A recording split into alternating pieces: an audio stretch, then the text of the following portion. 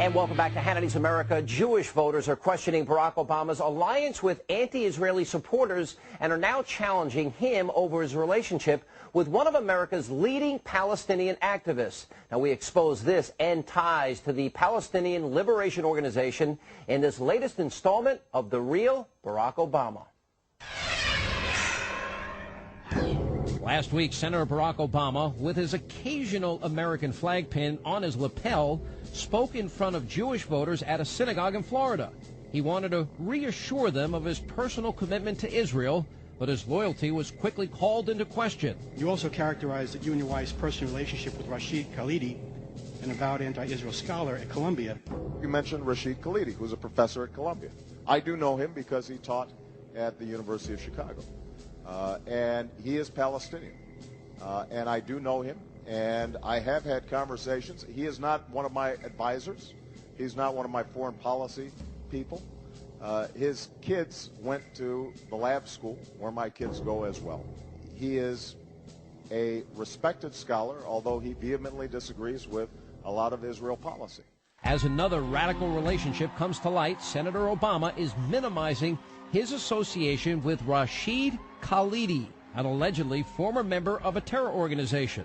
Rashid Khalidi today is a professor at Columbia, earlier was professor at the University of Chicago, but before that he was an employee of the Palestinian Liberation Organization.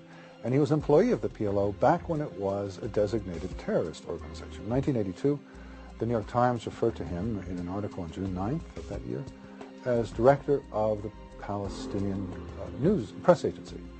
And other references subsequent suggest that he was an employee of the PLO at a time when the PLO was, as I say, a designated terrorist organization by the U.S. government.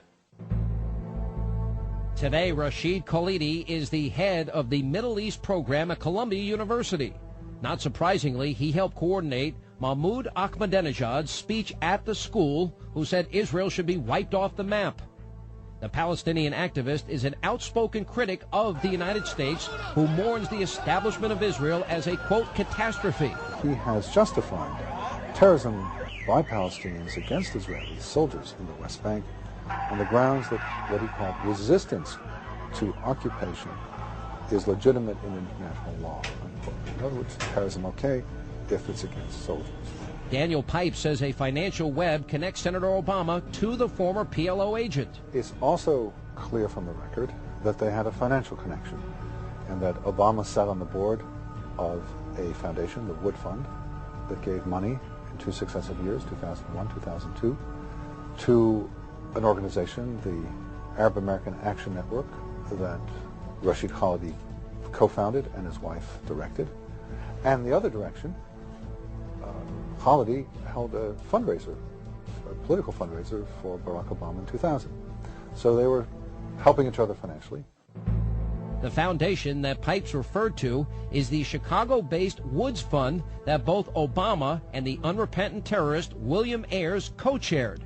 Incidentally, Khalidi thanks Ayers in his book, Resurrecting Empire, saying that Bill was particularly generous in letting me use his family's dining room table to do some of the writing for the project. Ayers and Obama reportedly approved $70,000 to Khalidi's Arab organization. I think the financial relationship between Khalidi and Obama is important because it points to their relationship not just being social, intellectual, but having a deeper base, that they are people who are working together towards the same end. In 2003, Barack Obama held a lavish farewell dinner for Khalidi before he left for Columbia University. The Los Angeles Times reported on the event in April of this year. The headline, Allies of Palestinians See a Friend in Obama. Here's what the paper said, quote, a special tribute came from Khalidi's friend and frequent dinner companion, the young state senator Barack Obama. Speaking to the crowd, Obama reminisced about meals prepared by Khalidi's wife, Mona, and conversations that had challenged his thinking. That night, Obama said his conversations with the Khalidis served as, quote, consistent reminders to me of my own blind spots and my own biases.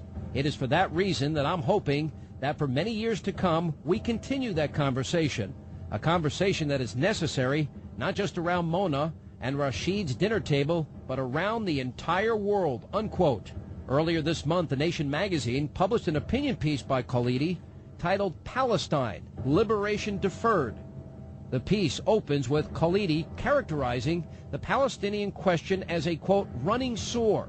5 days after, in the Atlantic magazine, Senator Obama responded in a similar manner, saying, quote, this constant sore does infect all of our foreign policy. Coincidence? Or is Khalidi influencing Obama's Middle East talking points?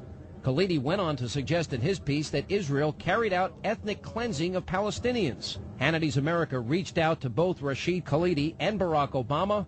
Both declined our request for comments. But as Barack Obama continues to grapple with his foreign policy vision, Jewish voters like this gentleman are clearly concerned about the presidential candidate's growing list of anti-Israeli supporters like Hamas and their influence on Obama's Middle East policy.